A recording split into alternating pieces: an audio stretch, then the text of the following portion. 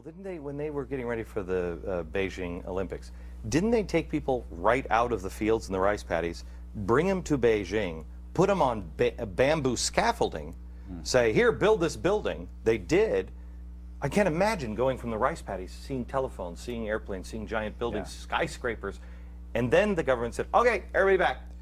Well, actually, the second part's not right. Then they found other jobs for people. I mean, China, one of the interesting things about China is there's been this huge problem in China, which is you can't raise people's incomes if they stay on the land working as farmers. And so they tried that. There was a very aggressive series of policies about a decade ago to do this. It didn't work. So you've got to move people to cities. So China is going to urbanize 300 million people over the next 15 years. And when you talk about things that could potentially cause instability, right, urbanization, you start packing people into cities. And because they have the one-child policy and girls are not as good as boys, you've got a lot of men in the population that don't have any chance of getting married. That's right. So the demographic challenges are also immense. So I think that's internally, the Chinese, precisely because of the history you've just described, are very aware of the risks of instability, much more, I think, than we are in the United States. Where do you think we're headed?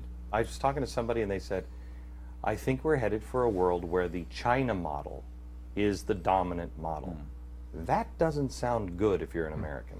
No, well, I think a lot of it depends on how you construe. I think the lesson of the world is that an American model, what we used to call the Washington Consensus model, and we had this idea sort of in the 90s that as long as you opened McDonald's and Disneylands everywhere, everybody was going to be like us. That's not the case. No. It turns out, incredibly enough, you can live in Tehran and have a cell phone and lipstick and like Britney Spears and still want nuclear weapons, right? That those things are not mutually exclusive. So what we're really heading for... The Big Mac is not enough. No. The Whopper with cheese, if there's a special on fries... Well, we're not going to give those to any country. Then you'll settle for chemical... Disarm! Yeah, right, chemical weapons. But... so what we're entering into is a world that's much more complex than we imagine. The idea that globalization would just sort of make everybody happy, and if you were living in Tashkent, you would feel like you were living in Cleveland, is clearly wrong. So we're dealing with a much more complicated global landscape. I think that creates a sense of urgency in a place like Beijing. I mean, the most shocking thing for me as somebody who lives between Beijing and the United States is when you come back here, there's almost no sense of urgency. I mean, there's very few places here where you find people feeling that. Yeah, and I'll tell you, in Beijing, Beijing is such an exciting city right now. The intellectual life in Beijing is just electric, with people trying to figure out how they're going to manage this tremendous project forward. And they're thinking the unthinkable. See, we seem to just be, and you tell me, Ben, survivors don't do this. We seem to just be holding on. Just hold on. Just hold on. Don't let it collapse. Just hold on. Survivors say, let the damn thing collapse. Let's go, because that's the exit, or that's the way out, or that's the way to the future. We seem to be hanging on to stuff. Does anybody survive just doing this? Some people survive just doing that, but it's not a great strategy, because what you need is you need to take action, you need to have a plan A, and you need to have a plan B. So this applies when your 401k is crashing, or when your plane is crashing, or when you're way behind on your mortgage. People who don't want to face reality just sort of keep going through the motions. They do something known as milling in disaster situations.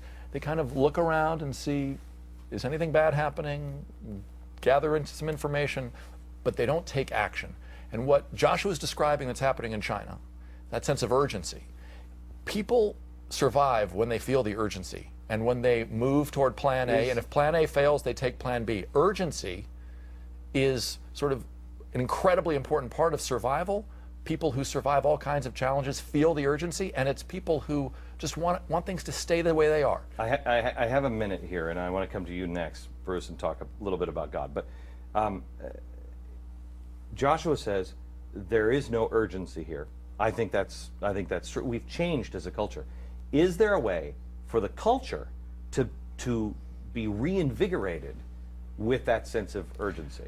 Typically, it takes a person in a position of authority, literally a flight attendant, literally Captain Sullenberger, literally a person of power, to tell the 80% of us who don't know what to do, who are bewildered, in a stupor, waiting for someone to tell us which way do we go. It takes a person or a group of people, 10% of us.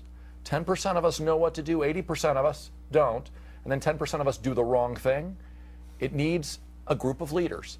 You know, it's fascinating that you, I mean, Bruce, I think you've been very fair to Ben, and he uses George Washington and Sullenberg, but he doesn't use Moses. The ultimate survivor.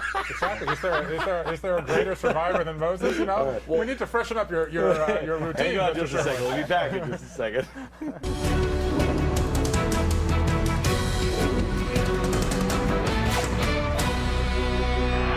If you are somebody that watches this program every night at 5 o'clock, first of all, thank you for that. People ask me all the time, you know, what should I read? Where should I look? How can I improve myself? How can I figure things out? These 3 steps. Swear to you, this is the best way to start. These books influenced me in the last year, and I didn't know they were all written by best friends until a few weeks ago. The Age of the Unthinkable, which I talked to you about a year ago. About 8 months ago, I talked to you about the Survivors Club, and then America's Prophet. It is think out of the box, how to survive, and the importance of God. It's amazing because it's step 1, step 2, step 3 on everything we talk about on this program. I want to go to Bruce, who has written America's Prophet, and talk to you about the one thing, and I've used it on the show several times. I don't know if you've seen it, but I've used it on the show several times. A couple of weeks ago, I used it at CPAC about the Statue of Liberty. Tell quickly the story of what most people don't understand about the Statue of Liberty. Well, I think to put this into context, the story of America's Prophet is that one story. The Exodus and the story of Moses has inspired generation after generation of Americans, and it comes up in the great symbols of America. What are the great symbols of America? The Liberty Bell. There's a quote from Moses on the side of the Liberty Bell. Proclaim liberty throughout the land unto all the inhabitants thereof. The seal. On July 4th, 1776, as you know, Thomas Jefferson, John Adams, and Ben Franklin were asked to come up with a seal. 6 weeks later, they proposed that the seal be Moses leading the Israelites across the Red Sea. Cut 100 years later to maybe the defining symbol of America, the Statue of Liberty. The French wanted to pay tribute to the martyred president and to the American journey of liberty by building a Statue of Liberty. And Frederick Bartholdi picked the Roman goddess of liberty as his model, but he imported 2 symbols from Moses to bring her to life. Number 1, the spikes of light around her head. Number 2, the tablet in her arms. Both of which come from the moment that Moses comes down Mount Sinai with the 10 Commandments. Okay? So the heart of the Moses story is this tension between freedom and law, between Moses leads the Israelites out of slavery, they cross the Red Sea, that's a moment of great exhilaration, at which point chaos follows, at which point the commandments are delivered. The message here is that freedom depends on law. The 2 are in tension. If you look at the statue, at the base of her feet are the broken shackles, and in her arms are the tablets. And so that message is what was at the heart of the story. And for all of those millions, tens of millions of immigrants who sailed underneath the Statue of Liberty, they looked up and they saw this familiar beacon that said, this is the new promised land. Now the promised land, this is the point that you made so passionately at CPAC that got the people, you may be too modest to say it, but people standing on their feet cheering for this point you made at CPAC, was the promised land only works if there's a hard time behind it. Okay? If you're leaving Egypt behind, if you're leaving the moaning, if you open your Bible tonight, the opening sentence of the book of Exodus talks about the Israelites moaning under slavery. That is an uncomfortable, bad place they want to escape to go to the promised land. And this is the point that you've sung across America the last few months. They were leaving Europe, they were leaving something old, and they were coming to the new. And so that is the symbol of the promised land. And that's, I think, another thing that we all have in common here, which is step number 1, imagine a promised land. If you can't imagine a better place to come out of the uncomfortable, oppressed place, you're never going to make it to that better place. Now, here's the thing that he wrote about, and when we talked about it, he said, well, I didn't really actually see it that way, but... My wife prefers your interpretation. Yeah. The famous poem, give me your tired, your weak, your poor, your huddled masses, yearning to breathe free. That's always read tenderly. And as I'm reading your understanding of the Statue of Liberty, I realize that would be more like, oh, Europe, I feel so bad for you. Send all your riffraff over here, because you'll never make it with that anchor around your neck. We'll take your tired and your poor and your huddled masses. That's not. It was more of a challenge back to Europe, saying, we'll make it with the worst of the worst. I want to give you just a piece of what happened at CPAC, based really on this book. Watch. The